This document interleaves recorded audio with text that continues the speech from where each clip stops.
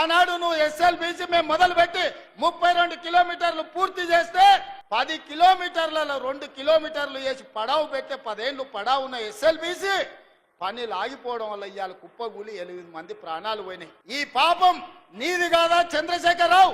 ఈ పాపాల భైరవుడివి నువ్వు కాదా? మా ప్రాణాలను మా ఆస్తులను కొల్లగొట్టి ఇవాళ రాయలసీమకు నీళ్లు తరలించకపోతుంటే గుడ్లప్పగిచ్చి చూస్తున్నావు కదా. రాయలసీమకు నీళ్లు తరలించడానికి కారణం నువ్వు కాదా?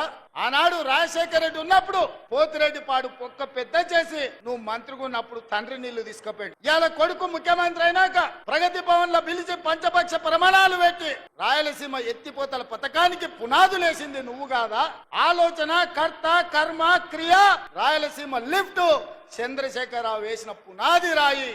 అంతెందుకు మిత్రులారా, నేను గుర్తు చేయదలుచుకుని ఇక్కడున్న మా యువకులకు, రాయలసీమ పోయిండు, రోజమ్మ ఇంటికి పోయిండు, రొయ్యల పులుసు తిన్నాడు.